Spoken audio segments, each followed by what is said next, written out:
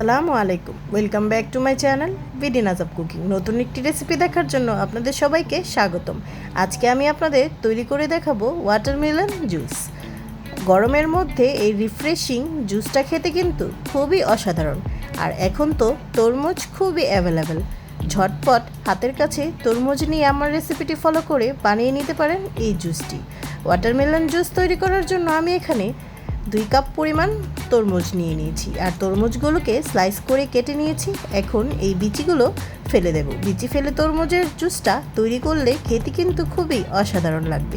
দেখুন, সমস্ত বিচিগুলো আমি ফেলে দিয়েছি প্রতিটা তরমুজের পিস থেকে।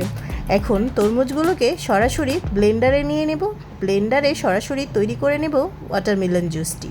এখন এর মধ্যে দিয়ে দিচ্ছি একেবারে ফ্রেশ পুদিনা পাতা 2 টেবিল চামচ পরিমাণ। তারপর দিয়ে দিলাম হাফ টেবিল চামচ পরিমাণ বিট লবণ।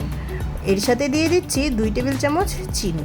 আর এই জুসটি তৈরি করার জন্য আমি কোনো প্রকার পানি ইউজ করব না, কারণ তরমুজের ভিতরে প্রচুর পরিমাণে পানি থাকে।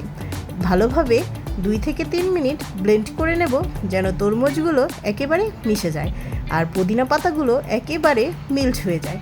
পুদিনা পাতার গ্রানে এই জুসটা খেতে খুবই রিফ্রেশ লাগবে। অবশ্যই রেসিপিটা ট্রাই করবেন।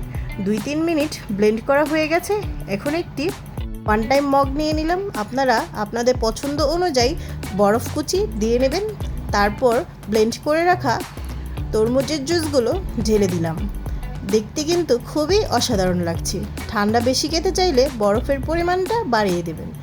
আর তার মধ্যে দিয়ে দিলাম ফ্রেশ মিন্ট লিভ। যার যার পছন্দ অনুযায়ী ডেকোরেশন করে নেবেন। ঝটপট তৈরি হয়ে গেল। 2 মিনিটও সময় লাগেনি এই রিফ্রেশিং তরমুজের জুসটি।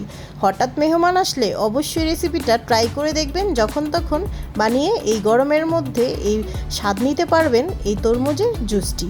আশা করব আজকের রেসিপিটি আপনাদের কাছে ভালো লেগেছে। ভালো লাগলে অবশ্যই আমার চ্যানেলটি সাবস্ক্রাইব করে আমার চ্যানেলের পাশে থাকবেন। আজকের মতো বিদায় নিচ্ছি। আল্লাহ হাফেজ।